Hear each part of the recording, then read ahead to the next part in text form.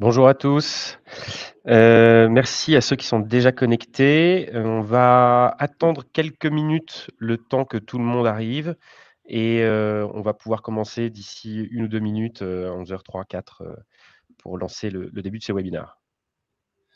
Si vous nous entendez bien, vous pouvez nous passer un petit bonjour dans le chat, c'est toujours très apprécié.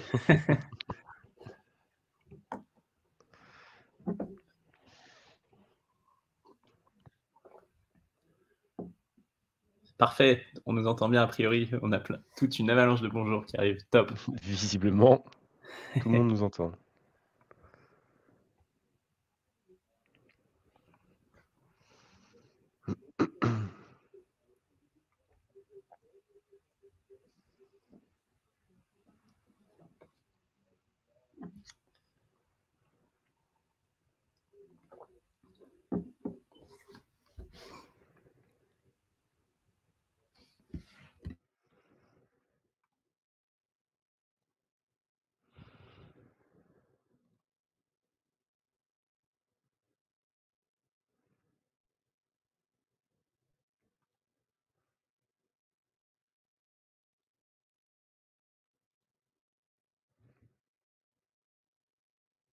Il y a encore quelques personnes à se connecter. On va commencer dans quelques instants.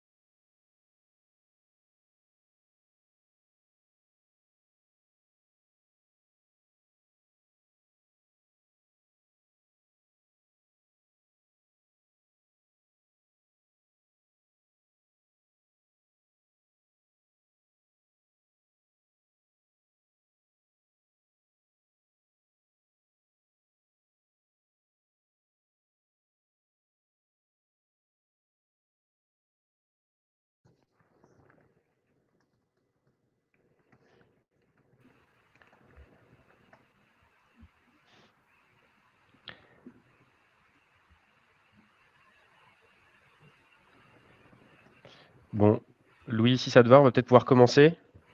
Avec grand plaisir Jérôme, Il y allons-y. a pas mal de personnes qui se sont connectés là dans les minutes qui viennent de passer. Alors, bonjour à tous. Merci beaucoup déjà de nous rejoindre pour ce webinaire où on va parler de la cooptation. Donc, webinaire co-réalisé par Clever Connect.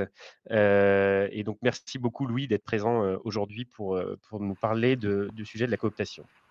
Merci pour l'invitation. Alors, pour commencer, on va, vous présenter très rapidement ce qu'on fait, Between, Clever Connect. Vous nous connaissez peut-être déjà, mais on va parler de ça et pendant qu'on vous parle de ça, on va vous poser 2 questions auxquelles il faut répondre simplement. Déjà, la première question, c'est savoir si jamais vous avez un ATS ou pas. La seconde question va être, de savoir comment se passe votre programme de cooptation justement. Est-ce qu'il est performant ou pas? Ou si jamais vous n'en avez pas, donc vous allez pouvoir, répondre à ces questions. Donc les questions doivent s'afficher en ce moment normalement.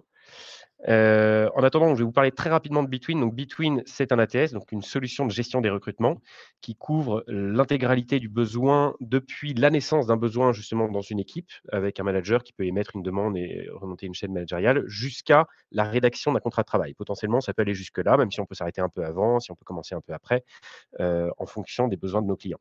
Et on va couvrir du coup l'ensemble du processus de recrutement, avec toutes les étapes qu'on peut imaginer dans ce processus-là, en intégrant des solutions partenaires telles que les solutions de Clever Connect. Donc Louis, je te laisse présenter, peut-être Clever Connect. Avec plaisir. Donc de notre côté, Clever Connect, on est un acteur historiquement français qui a démarré une dizaine d'années, spécialiste du recrutement également, on va dire sur tout ce qui couvre plutôt la partie pré-candidature, on va dire obtenir plus de candidatures, de candidats passifs et actifs, en proposant une belle expérience. Donc notre solution s'appelle Candidate Experience Platform et on a toutes sortes de modules, dont le module de cooptation dont on va parler aujourd'hui, qui nous est rendu possible par une acquisition qu'on a faite en mai dernier et qui se passe super bien, d'une belle start-up allemande qui s'appelle Talentry et qui fait du coup partie maintenant de la famille Clever Connect. Et donc, on va bénéficier de l'expérience de Talentry aujourd'hui pour parler justement de l'efficacité d'un programme de cooptation. Pendant toute la durée de ce webinaire, n'hésitez pas à poser des questions, évidemment. Vous pouvez les poser dans le chat, on prendra le temps d'y répondre à la fin. Et puis, on prendra aussi quelques minutes si jamais vous avez d'autres questions qui vous viennent à la fin pour y répondre à ce moment-là. Alors, je vais passer à la slide suivante. Logiquement, tout le monde a répondu.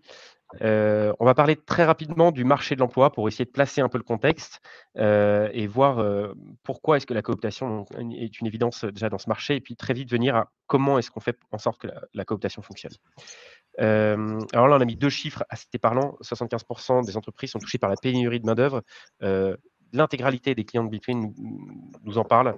La grande difficulté du recruteur aujourd'hui, c'est de trouver le candidat. On est dans un contexte où le marché du travail reste dynamique et la volatilité des salariés est problématique parce qu'on a une pénurie, mais en plus une certaine volatilité.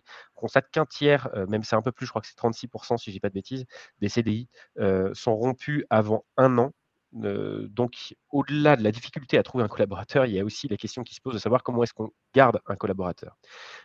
Pour ça, il faut trouver des canaux alternatifs. Il faut réussir à parler différemment aussi au candidat, réussir à l'intéresser, pas uniquement avec le job, mais aussi avec tout ce qu'il peut y avoir à côté, tenir compte aussi du plaisir qu'on peut avoir au travail et de l'équilibre vie pro, vie perso. Il y a beaucoup de choses qui rentrent en ligne de compte. On n'est pas là pour les traiter aujourd'hui, mais voilà, il faut bien prendre compte de ce contexte pour voir, ce qu'on peut mettre en place pour subvenir à ses besoins. Et si je peux Ouais, intervenir, Géraud, je t'en prie. cette stat des 75% me semble d'être une stat mondiale. Mais si on regarde l'Europe et particulièrement la France, il me semble que j'ai vu une stat récemment, 88% des entreprises françaises considèrent qu'elles sont à risque sur leur capacité à atteindre leurs objectifs de recrutement. Donc, on est en fait dans le centre névralgique, c'est ici que ça se passe, hein, le marché le plus touché, et c'est pas prêt de s'arrêter. J'ai vu également aussi que on a une tendance lourde jusqu'à 2030 et même 2050 de vieillissement de la population et donc de moins en moins de candidats actifs. Donc finalement, c'est un marché qui va continuer à se resserrer de candidats potentiels. Donc D'accord. les solutions dont tu parles et la créativité dont il faut faire preuve, a priori, c'est aussi un investissement pour le futur. Et d'ailleurs, les entreprises en ont bien conscience parce que, a priori, d'ici 2024, les entreprises françaises ont prévu de doubler leur budget, sur les solutions en recrutement, notamment alors avec aussi l'intégration de nouveaux recruteurs, mais aussi, des budgets à développer sur des différentes sources, job board, cabinet, référencement, cooptation, et d'autres, sujets qui vont venir avec. Aussi la mise en place de sites carrières, de retravailler sa marque employeur. Voilà, on a vu que, c'était un véritable enjeu et a priori 8 entreprises sur 10 souhaitent renforcer, leur programme de cooptation. On verra ce que nous donne le sondage. Si on parle maintenant du coût d'un recrutement, parce que c'est un vrai sujet, on sait qu'un recrutement coûte, alors là, on a mis entre 3 et 10 000 €. En fait, cette source tient compte du fait que, un recrutement coûte à peu près 15 du salaire annuel, donc d'un SMIC à, là, on est sur un salaire à 70 000 € à peu près, je pense, pour le 10 000. C'est, à peu près ce coût-là pour le coût d'un recrutement. Mais en réalité, il y a plein d'autres coûts effectivement à prendre en compte. Il peut y avoir le coût de formation, d'installation, et si jamais on tient compte du fait qu'un recrutement puisse être raté, le budget explose. Alors ça, c'est une source, Welcome to the Jungle, mais qui fait référence à une étude Manpower, je crois, où en fait, le coût d'un recrutement raté tient compte ici de beaucoup d'autres facteurs, notamment le salaire du recruteur, le salaire du salarié, le salaire du second salarié, les frais de départ, d'installation, la perte de business potentiel aussi avec ce salarié. Donc il y a un véritable enjeu au fait de ne pas perdre la personne qu'on a recrutée, surtout si jamais on la trouve efficace. D'abord bien la cibler et ensuite, bien la conserver parce que le coût peut, vraiment, être explosif, à ce moment-là. Est-ce que tu voulais rajouter quelque chose ici, Louis? Non, peut-être simplement passer à la suite en disant que Pardon. ça me semble être une bonne transition vers le sujet de la cooptation qui évidemment, comme tout en recrutement, n'est pas, je dirais, une solution miracle. Ça n'existe pas. Je pense qu'on rentre plutôt dans une ère, comme tu l'as dit, un petit peu de créativité. Il faut utiliser différents canaux et en fonction des objectifs qu'on se fixe. Et c'est vrai que la cooptation, et on va le voir par quelques chiffres, semble être aujourd'hui un canal intéressant sur lequel investir parce qu'il répond à un certain nombre des problématiques qu'on peut avoir aujourd'hui. Tout d'abord, il est considéré en général comme l'une des sources les plus qualitatives de candidatures. Bon, ça semble assez logique, hein. On a des collaborateurs dans l'entreprise, certains qui sont là depuis un certain nombre d'années, qui comprennent bien les enjeux de l'entreprise, sa culture, son mode de fonctionnement, et qui du coup disent, tiens, ce poste qu'on a ouvert, il pourrait être intéressant pour cette personne que je connais. Donc, on comprend assez facilement que le matching, on va dire, culturel est fait assez facilement par les collaborateurs. Et donc, ça se voit dans ces deux chiffres, je dirais. Premièrement, c'est considéré comme la source, on va dire, intuitivement, la source la plus qualitative par les recruteurs, qui disent, voilà, c'est par là que je rencontre les candidats les plus qualitatifs.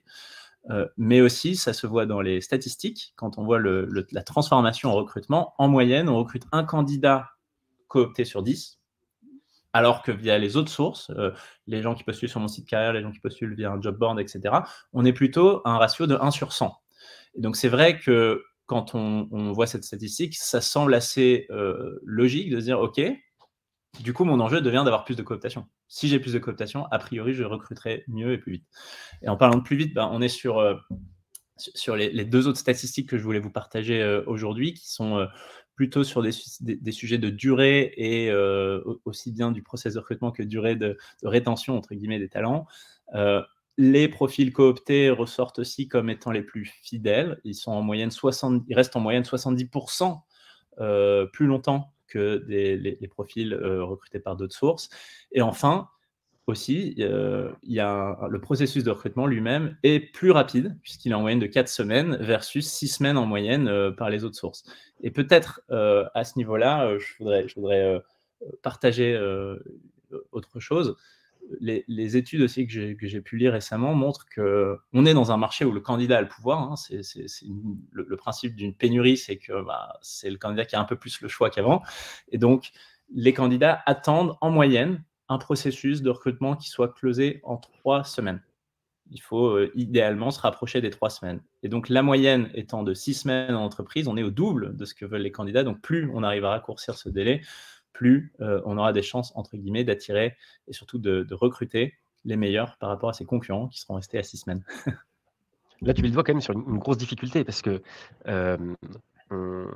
on veut pas se tromper dans son recrutement. On a vu le coût que ça pouvait représenter et forcément, du coup, on prend le temps de la décision. On essaye d'utiliser plus de solutions, des solutions d'assessment, pour tester justement les compétences, comportementales ou les hard skills du candidat et pourtant le candidat, lui, il attend un processus de 3 semaines, donc il veut vraiment que ça aille vite. C'est là où il faut réussir à jongler un peu entre les 2 et trouver la source la plus efficace, pour, finaliser son recrutement.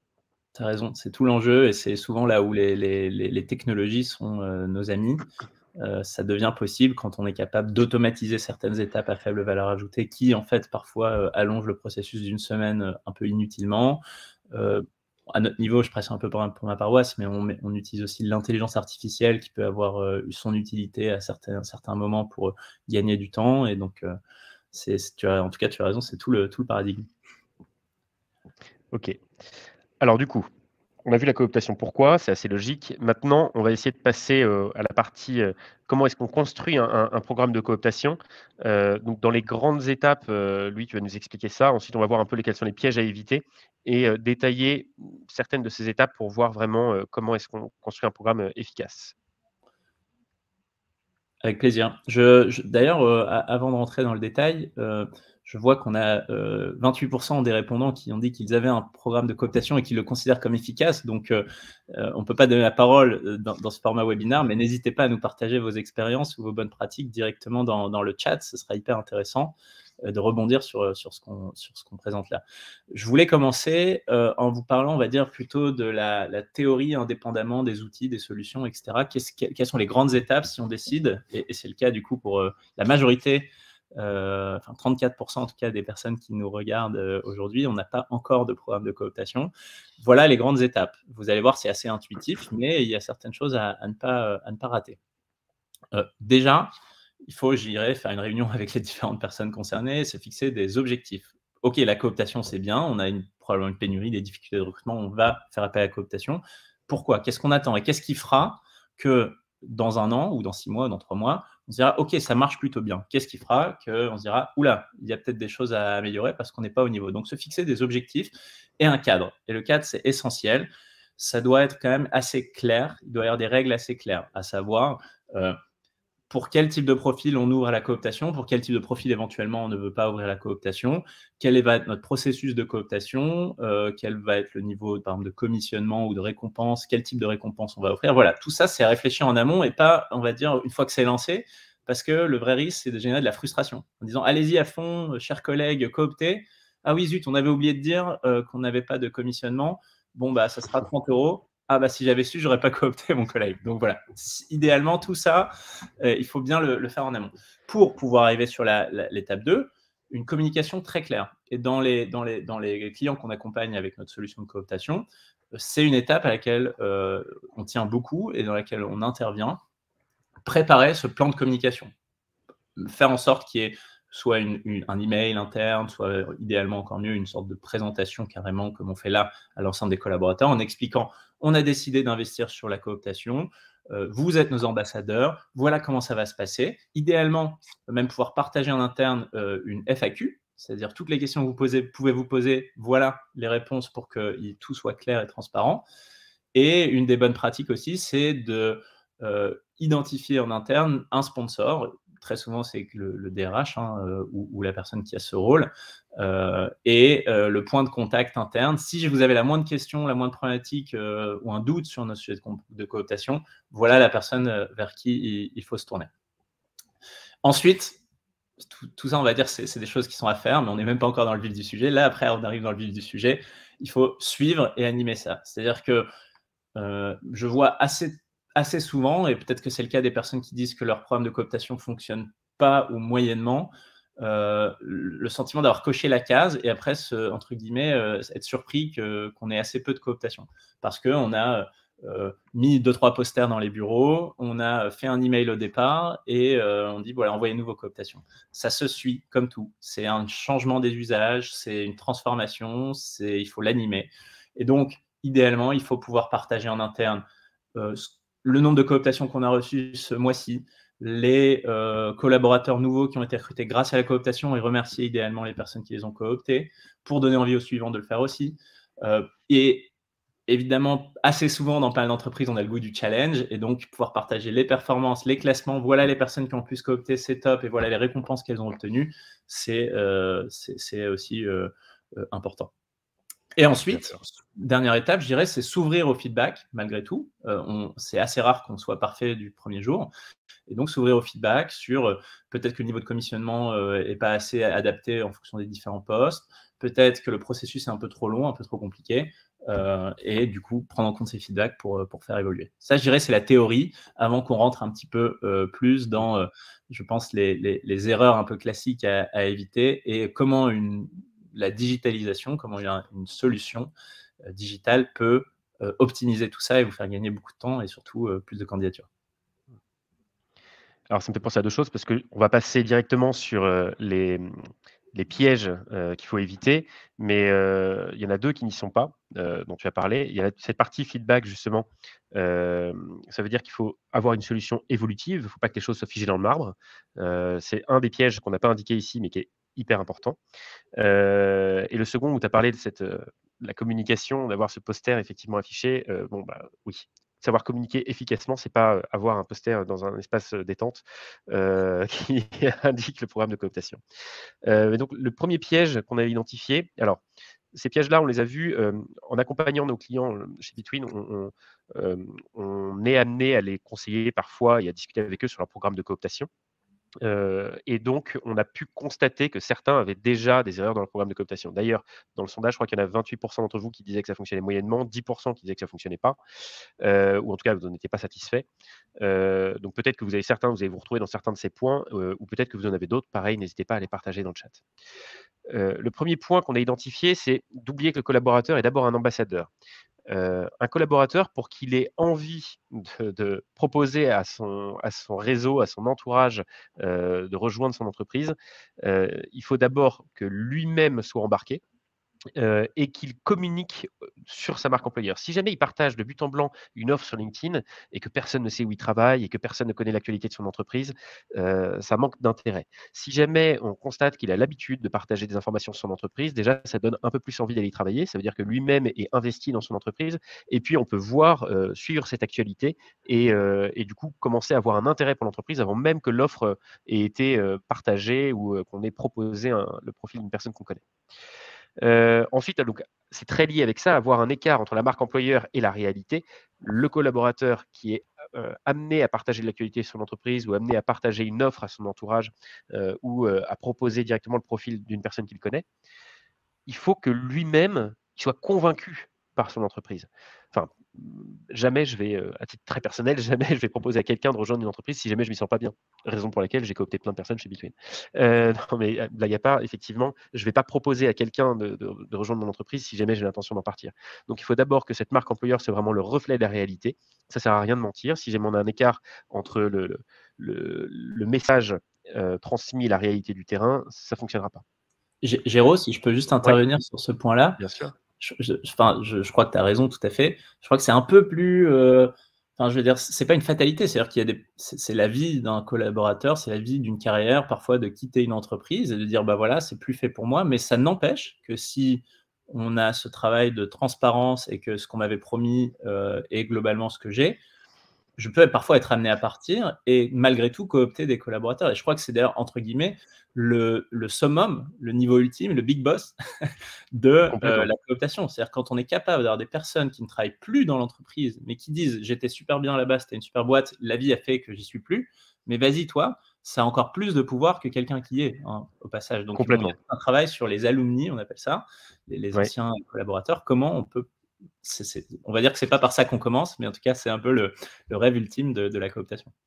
tout à fait. D'où effectivement tout l'intérêt que ça soit vraiment le reflet de la réalité ou alors si jamais ça ne l'est pas, de mettre en place les process pour que ça le devienne. Mais complètement, tu as raison. Ensuite, l'autre point, c'est de considérer les candidats cooptés comme les autres. Pourquoi est-ce qu'il ne faut pas les considérer comme les autres? Parce qu'on a un engagement déjà vis-à-vis du collaborateur. Un collaborateur, quand il nous envoie quelqu'un, si jamais alors c'est pas souhaitable, mais on constate qu'il y a plein de candidats qui restent sans réponse. Si jamais un candidat coopté reste sans réponse, ça ne renvoie pas du tout une bonne image au collaborateur qui nous a envoyé ce candidat. Première chose.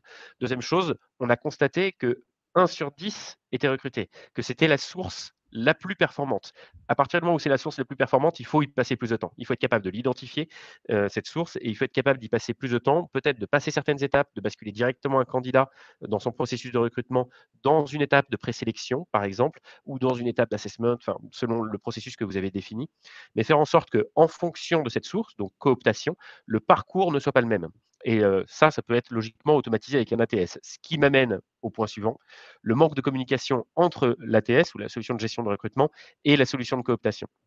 Si jamais il n'y a pas une intégration vraiment fluide entre les deux, que l'ATS n'est pas capable d'identifier que la source, c'est cette solution de cooptation, que c'est un tel qui l'a coopté et qui ne peut pas faire varier le processus de recrutement en fonction de cette source, on risque d'avoir un problème. Parce que du coup, les candidats vont commencer à être frustrés, les collaborateurs qui ont renvoyé les candidats vont commencer à être frustrés et on va perdre en dynamique dans cette course qu'on essaye de lancer à la cooptation.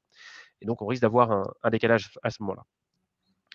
Enfin, dernier point, la course à la prime. Alors, on a certains clients qui ont voulu directement lancer un super programme de cooptation avec une prime énorme.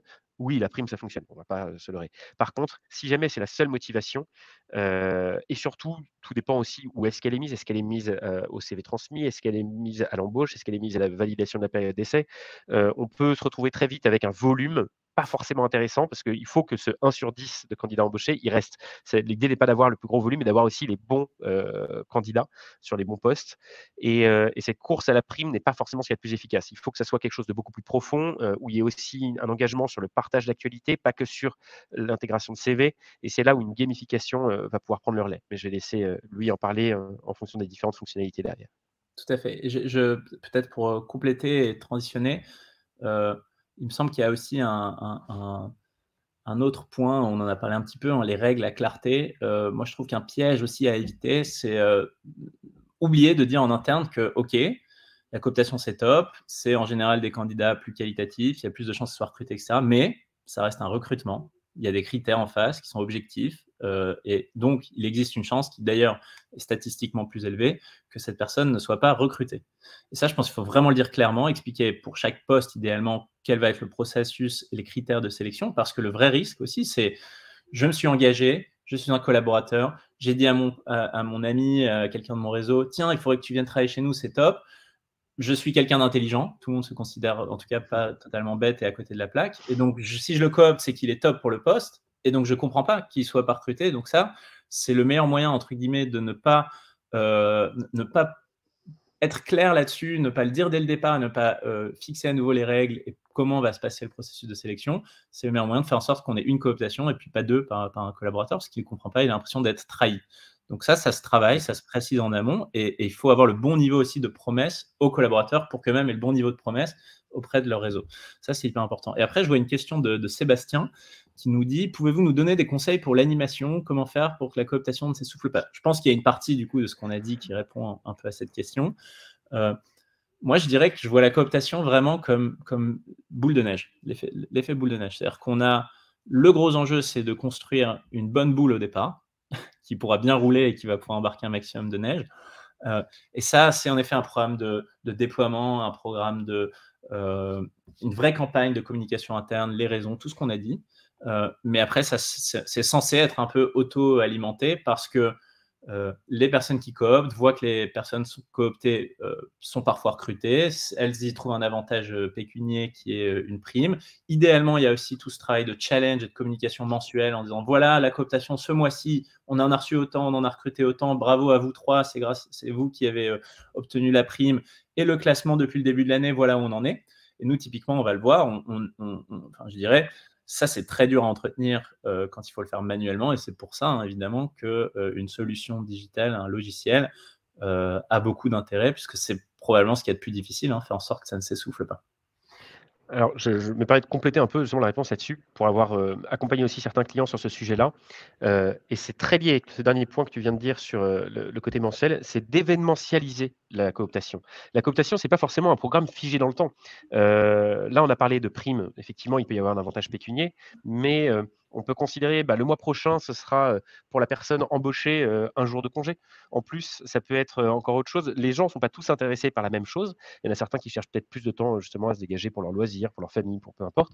Donc ça peut être ça. On peut imaginer n'importe quoi en soi en revenu pour la cooptation, et on peut justement créer un événement marquant. On approche de Noël, bon, bah, peut-être que ça va être, un cadeau pour chacun de tes enfants, peut-être que ça peut être, autre chose, et cette question aussi de le faire mois par mois et d'avoir, le meilleur du mois, aussi bien sur le partage d'actualités que sur le partage de profils intéressants, c'est ce qui permet de dynamiser ça et d'entretenir ça.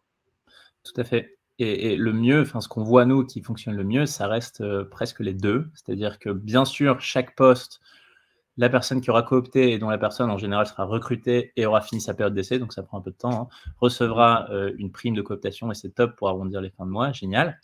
Mais je veux dire, ça c'est, comment je dirais, il faut que les planètes s'alignent bien. Pour moi, en tant que collaborateur, je ne maîtrise pas l'ensemble de la suite, et donc c'est un peu le but final. Si ça marche, tant mieux. Mais idéalement, on a aussi des primes ou comme tu disais, des avantages. Ça peut aussi d'ailleurs des dons à des associations, hein. Sur les nouvelles générations, c'est de plus en plus le sens de ce que je fais qui m'intéresse, au-delà d'ailleurs d'avoir un chèque cadeau Amazon. Je préfère qu'on donne de l'argent à une association pour l'environnement. On peut, voilà, ce que tu disais, tous les mois, dire bah, les 3 meilleurs coopteurs de ce mois-ci, en quantité, en nombre de cooptations qui nous ont été envoyées, vont pouvoir avoir un don, on va avoir un jour de congé, comme tu dis, ou un chèque cadeau quand même, si on veut. Donc, nous, on permet par exemple de gérer tout ça. Donc, on travaille bien sur l'animation et sur la récompense, un peu les deux. OK. Alors, on va maintenant, c'est exactement dans la lignée de ce qu'on a dit, mais rentrer plutôt dans le détail, on va dire, fonctionnel. On l'a vu, hein, le nerf de la guerre, c'est embarquer ses collaborateurs, ses salariés, pour qu'ils aient envie, comme tu l'as dit, mais aussi le réflexe de coopter, de pousser leur entreprise. Et donc, on a ici essayé de lister 5, on va dire, grands besoins, grands enjeux autour de ça, et comment, pour le coup, fonctionnellement, dans notre application Clever Connect, on essaye d'y répondre.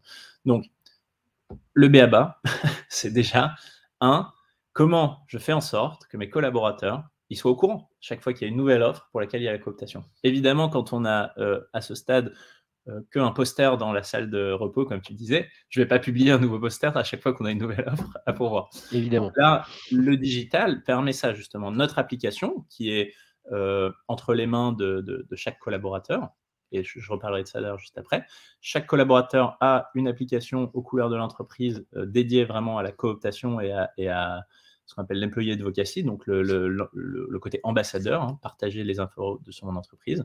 Et donc typiquement, dans cette application, j'ai des notifications directement qui me disent tiens, nouvelle offre disponible, nouvelle offre pour laquelle la cooptation est disponible, c'est telle offre sur laquelle je peux du coup cliquer sur cette notification et voir tout le contenu de l'offre et me dire ah, ça me fait penser à mon pote machin, je vais peut-être lui proposer cette offre. On peut également activer la notification par mail, faire en sorte que tous les collaborateurs reçoivent le mail d'une nouvelle offre, ou après tout ça, ça se paramètre, c'est-à-dire on veut que tous les mois, il y ait le récap de toutes les offres ouvertes, ou toutes les semaines, les offres qui ont été ouvertes dans la semaine dernière, etc. Tout ça, c'est très paramétrable en fonction de votre culture, votre ADN, et comment vous voulez gérer ça. Mais du coup, déjà, on a un peu plus le réflexe. Quand c'est très agile et au quotidien, où toutes les semaines, les collaborateurs savent qu'ils peuvent coopter sur des nouveaux postes, on s'en remet un petit peu moins à la chance et le fait que quelqu'un tombe dessus. Bien sûr. Et là, je vais prêcher un tout petit peu pour ma paroisse aussi, mais il faut qu'il y ait une continuité, encore une fois, entre l'ATS et la solution de cooptation. C'est-à-dire qu'un nouveau poste, il ne faut pas que ça complexifie le travail du recruteur de devoir aller faire la promotion sur son application. Évidemment, c'est fait piloter depuis l'ATS pour pouvoir arriver dans l'application, dans la poche de chaque employé. Exactement. Si tu veux, tu peux donner un peu de détails sur fonctionnellement ce que ça fait. En fait, quand je publie une offre d'emploi sur les différents job Différents boards canaux. sur mon site carrière, j'ai un bouton à appuyer qui dit j'ouvre ce poste également à la cooptation, et donc comme l'offre est publiée sur les job boards, elle est aussi publiée auprès des collaborateurs dans leur application. Exactement. Résumé. Avec la possibilité juste de préciser quelle est la rémunération pour le collaborateur pour ce poste-là. Est-ce que, enfin, déjà le nombre et la devise, entre guillemets, est-ce que c'est un jour de congé? Est-ce que c'est un arbre planté? Est-ce que c'est, enfin, voilà. Donc là, on a vu l'aspect notification, ça veut dire tenir au courant dans la durée de l'évolution, des nouveautés, etc. Mais il y a un autre enjeu qui est de dire ah oui, j'ai vu il y a quelques mois, il y avait cette offre, on n'a toujours pas trouvé, elle est où déjà?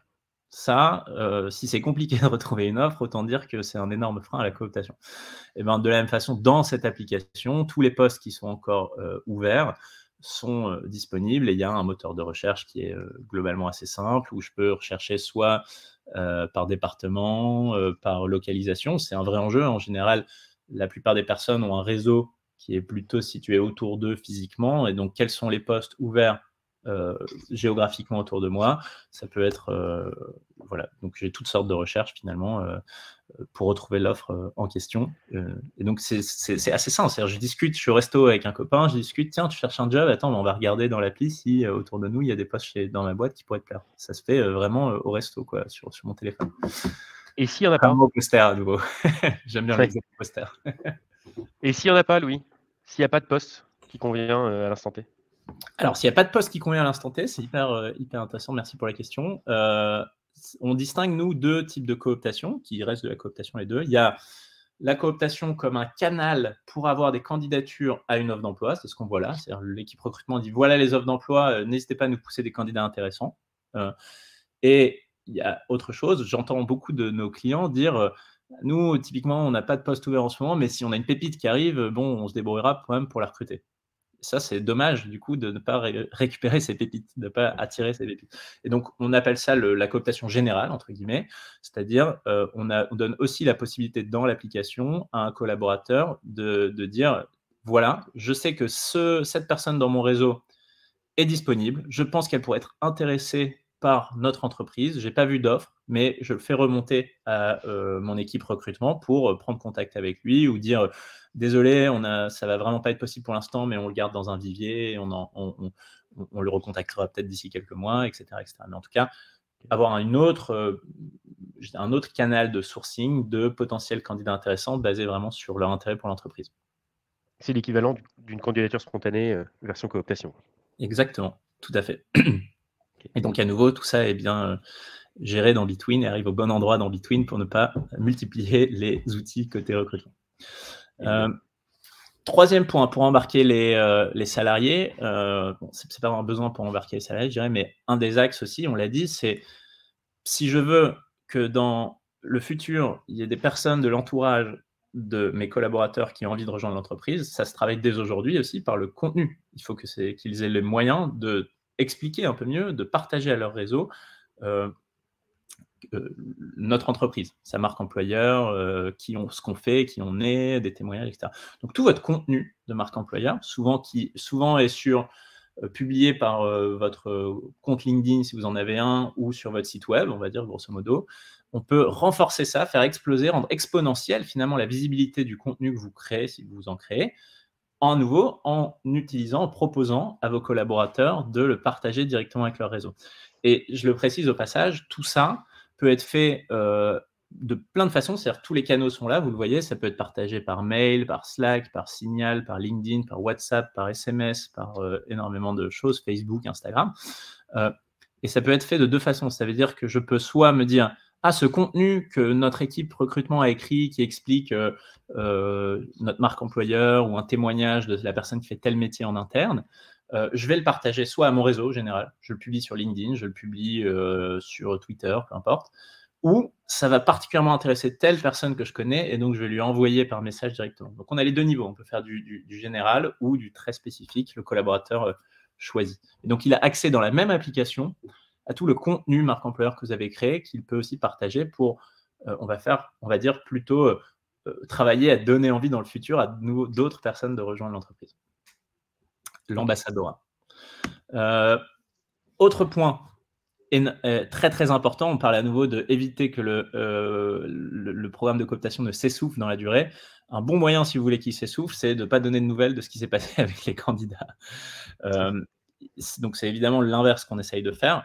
Essayer de donner la possibilité aux personnes qui ont coopté quelqu'un de leur réseau de savoir où en est cette candidature. Et donc, de la même façon, l'étape dans laquelle sera ce candidat dans Between pourra être communiquée à l'application et pour que le collaborateur puisse voir lui-même je vois que la personne que j'ai cooptée, en ce moment, elle est en attente d'avoir un entretien, elle a eu son entretien, elle attend le feedback, etc. Donc, moi-même, qui me suis engagé et qui aussi a un intérêt à ce que cette personne potentiellement soit recrutée, je peux suivre et je ne suis pas dans le flou.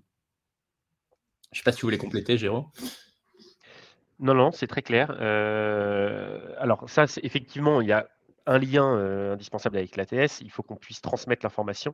Donc, c'est là où il faut qu'il y ait une intégration parfaite pour que l'ATS communique l'information du statut de la candidature à la solution de cooptation, de façon à ce que l'employé puisse le voir dans sa poche. Ça paraît assez logique. Tout à fait. Donc là, c'est l'exemple qu'on voit ici avec Léa, dont j'ai envoyé la candidature pour un poste de Customer Success Manager et je vois que la candidature a été envoyée et pour l'instant, elle n'a pas encore été traitée. Donc, je peux d'ailleurs, au passage, aller au bureau de l'équipe RH et dire « Vous n'avez pas encore traité ». Voilà. Parfois, il y a eu un clic. Et voilà. Et ensuite, ça, c'est intéressant et ça me permet de faire le lien avec la suite, la dernière chose dont je voudrais vous parler. Je vois ici les différentes actions que j'ai faites. J'ai partagé l'offre d'emploi Customer Success Manager par WhatsApp directement et je vois que la personne qui j'ai partagé a cliqué dessus. Je vois aussi que j'ai partagé, comme on le disait tout à l'heure, un contenu de marque employeur sur LinkedIn et que pour le coup, personne n'a cliqué. Mais vous voyez sur la droite que ça m'a quand même amené des points. Donc, il y a tout ce côté gamification dont parlait Géraud tout à l'heure, en faisant des actions qui servent dans la durée l'entreprise, en partageant des offres d'emploi, en partageant des contenus, etc., je cumule des points qui vont me permettre de rentrer dans des classements et de voir, tiens, je suis un des ambassadeurs les plus actifs de l'entreprise, etc., etc. Et donc, on a, comme je le disais tout à l'heure, l'axe assez classique, entre guillemets, de offrir une récompense, une prime à la cooptation si la personne est recrutée, mais je peux aussi créer un dynamisme et créer des challenges en interne pour gagner des prix pour les personnes qui sont les meilleurs ambassadeurs de l'entreprise. Et tout ça se fait automatiquement dans l'application avec tout le travail de gamification fait à cet endroit-là. Meilleur ambassadeur, meilleur recruteur, influenceur, on voit, il y a plusieurs manières de piloter ça. Voilà. Et peut-être préciser ici que tout ça, c'est vous qui avez la main de créer vraiment votre challenge à votre goût, donc les différentes distinctions que vous voulez donner, les prix qu'il y a en face, la récurrence. Et c'est la même chose d'ailleurs sur les primes, c'est-à-dire que sur chaque offre d'emploi, vous pouvez définir, pour cette offre, c'est un rôle très, très stratégique et très complexe, donc on va faire une prime assez élevée, alors que sur ce rôle, je sais qu'on ne va pas avoir trop de mal à trouver, donc je vais faire une prime un peu plus faible. Donc, vous pouvez aussi piloter, on va dire, la rentabilité de la cooptation, si on peut l'appeler comme ça. Là où, à nouveau, quand on est dans un programme assez figé, mail et poster, ben, on est assez souvent obligé de mettre voilà, la prime de cooptation, ce sera ça. Et donc, c'est un peu moins engageant, c'est un peu moins personnalisé. Complètement. Bah, du coup, c'est bien, ça va faire le lien avec cette partie-là. Il existe plein de possibilités de primes, de cadeaux. Enfin, tu parlais tout à l'heure effectivement de faire un don à une association, soit caritative, soit une association qui est engagée dans l'environnement. On peut, faire appel à des entreprises, qui plantent des arbres au nom d'autres entreprises, il en existe aussi, donc tout ça, c'est assez vaste et c'est compliqué de s'y retrouver pour savoir ce qui marche. Vous avez depuis, je ne sais plus combien d'années, d'existence cette solution de cooptation, mais il commence à y avoir quelques dizaines, centaines de clients. Mmh. Hem, du coup, vous commencez à avoir une bonne expérience là-dessus. Qu'est-ce qui marche? Enfin, est-ce que vous allez accompagner un client pour lui dire, ce qui va marcher pour vous, pour le lancement, ça va être ça, pour le dynamiser, ça va être ça? Est-ce que vous êtes capable justement de conseiller le client sur cette partie-là? Oui, alors on n'est pas un cabinet de conseil, donc c'est Ouais, plutôt, on fait plutôt, pour que ça fonctionne, je dirais, mais ce n'est pas notre, modèle et on ne facture pas du conseil ou des choses comme ça, pour que ce soit clair. Mais évidemment, quand un nouveau client, achète, notre module de cooptation, on a envie que ça fonctionne très bien et que ça révolutionne. Et d'ailleurs, je pense que la slide suivante, c'est des exemples de beaux succès.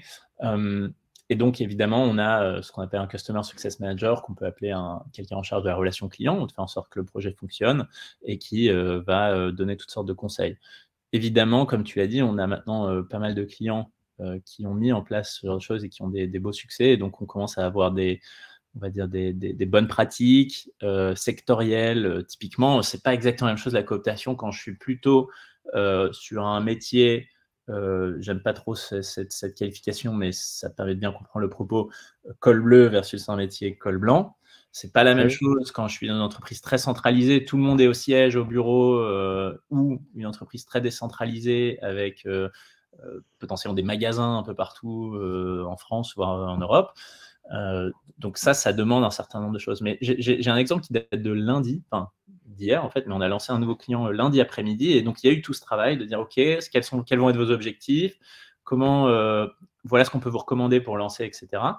Donc typiquement, ce qu'on a recommandé à ce client, qui est une assez grande entreprise, autrichienne pour le coup, heu, c'est, de démarrer sur une première cible on va dire de 20 de leurs collaborateurs, pour apprendre sur un plus petit panel et très vite optimiser avant de le déployer à l'ensemble. Donc ils l'ont fait sur 2 départements et en un jour et demi, puisque le lancement était lundi après-midi, ils ont, déjà 20 des personnes ciblées qui ont téléchargé l'application, déjà plus de 300 interactions en un jour et demi avec l'application et déjà 2 candidatures en un jour et demi. Et donc ça, c'est OK. typiquement, l'expertise aussi en amont pour faire en sorte que tout ça fonctionne bien. Et ils ont suivi les étapes qu'on a dites avant, c'est-à-dire, fixer des règles assez claires, communiquer en amont, dit: «Le grand jour du lancement, ce sera celui-là pour vous, téléchargez bien l'application, si vous avez des questions, référez-vous à telle personne», et cetera. Donc OK. c'est un beau début de succès. Je dirais que 2 candidatures, ça change pas la face du monde de cette entreprise, mais en une journée, c'est pas mal. En une journée, c'est pas mal avec seulement 20 des utilisateurs touchés finalement, de la Avec 20 cible, des ciblée. 20 donc puisque enfin, Ouais, ils ont ciblé 20 de leurs salariés et en 2 jours, en une journée et demie, il y a 20 des personnes qui ont téléchargé l'application. Donc OK. il y a Donc, encore cible beaucoup on de cible marge. l'intégralité des salariés, ça commence à faire pas mal. OK. Exactement. Mais de toute façon, on sait que la clé, dans nos domaines, respectifs sur la partie, accompagnement, c'est évidemment d'avoir un CSM dédié. Donc c'est ce qu'on fait, côté Clever Connect, côté Between, d'avoir une personne qui vous accompagne tout au long de la prestation, pour, justement la mise en place, la formation, l'accompagnement, la meilleure utilisation possible. Hem et dans le secteur du recrutement de manière générale, ça devient indispensable d'être, correctement accompagné sur cette partie-là. Je pense que tu as raison sur un point de souligner ça. le grand risque quand même quand on cherche à mettre en place de nouvelles solutions, des nouveaux modules, c'est ce côté, bon, je considère de plus en plus d'interlocuteurs, de plus en plus d'intégration entre mes différents outils, et donc il y a ce risque que à un moment, la chaîne se casse quelque part. Et donc, je pense que c'est une grande force, en l'occurrence pour les clients de Between, parce qu'on a fait quand même un super boulot ensemble pour faire quelque chose qui fonctionne parfaitement et avoir un point de contact unique dans ce projet, ou en tout cas un binôme vraiment, et pas des personnes qui ne se parlent pas. Et on a la chance de voir quand même des relations qui durent depuis longtemps entre Clever Connect et Between, où tous les produits Clever Connect sont intégrés chez Between, donc on sait se parler. Exact. Là-dessus, c'est plus facile. Pour Et du coup, les terminer, cas clients. ouais, pour terminer, je voulais partager quelques exemples. Donc, je voulais vraiment tout dire que ce sont des logos de grosses entreprises assez connues.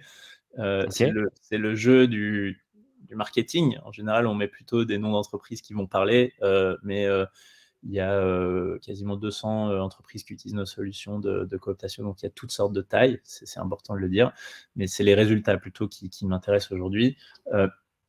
Comme on l'a dit, c'est quand même une super source, et en particulier dans ce nouveau challenge des candidats passifs.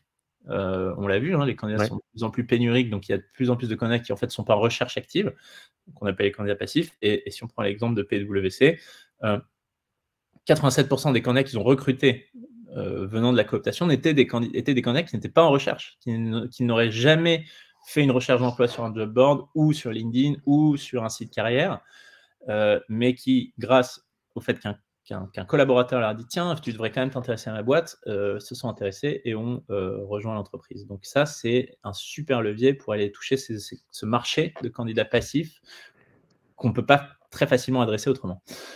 Deuxième axe, on a parlé on a dit la cooptation est le moyen le plus qualitatif. Je recrute une personne sur 10 par la cooptation et une personne sur 100 en moyenne par les autres sources. Donc l'enjeu, c'est d'en avoir plus. Vodafone, notre client, en 8 semaines, donc 8 semaines après le déploiement, donc dans 8 semaines pour cet exemple du client que je disais qui a lancé il y a une journée, avait déjà 3 fois plus de volume de cooptation qu'avant.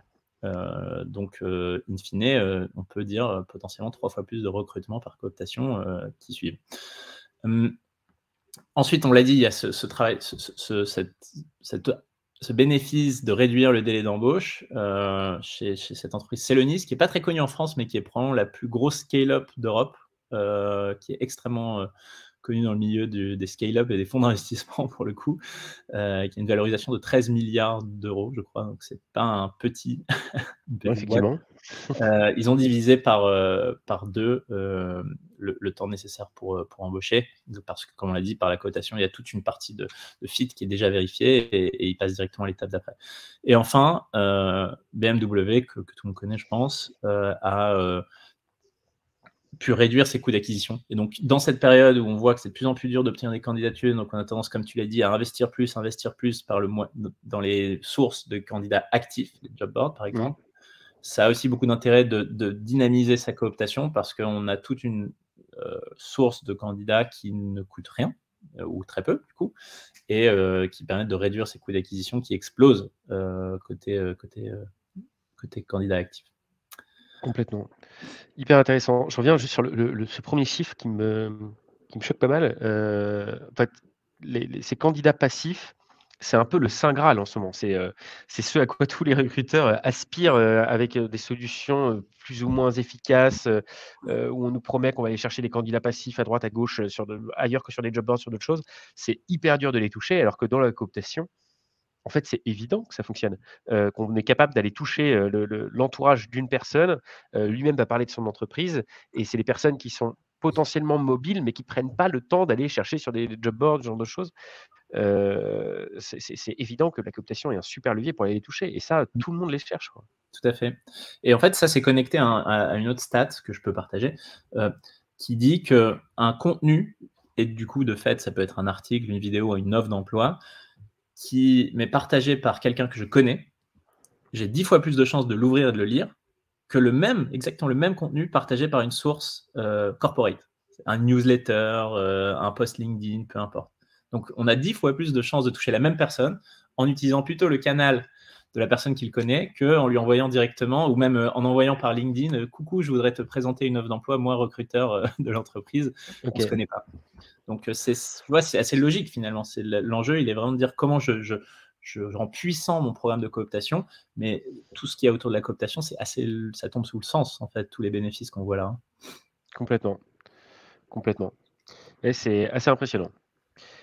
Alors, il y a eu des questions qui ont été posées. Il y a eu une question qu'elle t'a répondu tout à l'heure, lui, laquelle on a répondu conjointement. Il y en a une autre qui m'a été posée directement, qui était: quelle est la mission du recruteur pour gérer au mieux sa cooptation dans son espace?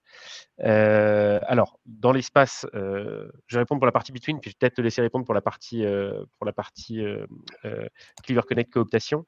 C'est, côté Between, on a justement la création de l'offre, on en a parlé tout à l'heure, la diffusion en sélectionnant le bon canal et remplir, le le reward, enfin la récompense qu'il va avoir, que le coopteur aura, donc le type de récompense et le nombre. Et l'autre partie qu'il va avoir à gérer, c'est gérer le parcours du candidat. Donc, définir, et ça c'est quelque chose qu'on peut créer évidemment en amont au moment où on intègre la solution de cooptation dans l'ATS, mais définir quel va être le parcours, quelles sont les différences entre un candidat qui arrive depuis une solution de cooptation et un candidat qui peut arriver depuis un job board, de définir quelles sont les étapes qu'il va sauter, dans quelle étape il arrive directement, même personnaliser les messages qu'on va échanger avec lui. Typiquement, quand on a des mails automatiques pour un candidat qui arrive dans une boîte de réception, dans un dossier de recrutement, si jamais c'est un candidat coopté, le message ne doit pas être le même. On ne s'adresse pas à lui de la même manière, pas forcément le même ton, en fonction aussi du ton de votre entreprise, et pas le même message, pas le même fond, étant donné que c'est un candidat coopté. Donc tout ça, c'était des choses qui sont à personnaliser au moment de la mise en place. Donc c'est là où on parlait de l'accompagnement avec le CSM. Et donc on aura un travail à faire ensemble, côté Between pour cette mise en place, qui prend pas longtemps, mais une fois surtout qu'elle est lancée, c'est lancé. De notre côté, honnêtement, il n'y a pas grand-chose à faire. Enfin, je pense que la grande partie se situe autour des règles qu'on a vues, c'est-à-dire bien réfléchir à qu'est-ce que je veux comme programme de cooptation en soi, qu'est-ce qui ressemble à notre entreprise et pour que ça ait du sens et que les personnes s'identifient facilement, quelles règles, quel type de prime, etc. Mais ça, c'est pas vraiment lié à l'outil. Et ensuite, dans l'outil, grâce à ce type de super intégration, il n'y a pas grand-chose en plus à faire. C'est plutôt, je dirais, prendre le pli de communiquer, de partager, de féliciter. Il y a une chose dont on n'a pas parlé, c'est quand même, il ne faut pas oublier de récompenser les gens quand ils l'ont mérité, parce que ça arrive aussi souvent quand on a un problème de cooptation un peu archaïque, je dirais, géré un peu manuellement. On a ce risque de dire que ce soit les collaborateurs qui disent: au fait, tu te rappelles, j'ai coopté quelqu'un il y a 6 mois, il a été recruté, j'ai pas touché de prime, comment ça se passe? Ah oui, oui, pardon, attends, il faut qu'on te le fasse. Ça donne pas envie de recommencer, entre guillemets. Alors là, à nouveau, C'est sûr. c'est piloté, il y a des notifications et on passe pas à côté de ce genre de choses. Donc, honnêtement, c'est plutôt côté collaborateur qu'il y a beaucoup de choses, toutes les fonctionnalités sont plutôt du côté du collaborateur. Et je dirais que c'est tout ça comme données, comme information, les classements, les points, le nombre de cooptations sur quel type de poste qui vont aussi permettre à l'équipe recrutement de mener des actions de communication, de félicitations, de partage, mais aussi d'ailleurs d'optimisation en voyant, tiens, ça marche beaucoup mieux sur notre département SAC. Notre département SAC, qu'est-ce qui se passe? Ah bah en fait, ils n'ont pas activé leur notification, ou en fait, ils trouvent que les primes ne sont pas assez élevées, je ne sais pas, ou ils ne sont pas intéressés par l'environnement. Et donc, trouvons un moyen pour optimiser ça. Il y a aussi toute la partie analytique qui suit, qui permet d'optimiser dans le temps. Ok, très intéressant. Il faudrait qu'on refasse une passe un jour sur cette partie analytique. Peut-être qu'il y a quelque chose à détailler sur comment est-ce qu'on optimise son programme de cooptation une fois que les gens l'auront utilisé pendant 1 an, 2 ans. Écoutez, s'il n'y a pas d'autres questions, est-ce qu'on peut peut-être rappeler allez, en 4-5 mots, les 4-5 maîtres mots, on va dire, d'un bon programme de cooptation? Je vais essayer, puis tu vas me corriger si jamais il y a des choses qui ne vont pas. Si on va dire, il y a la partie savoir embarquer, communiquer, donc, dynamiser, récompenser.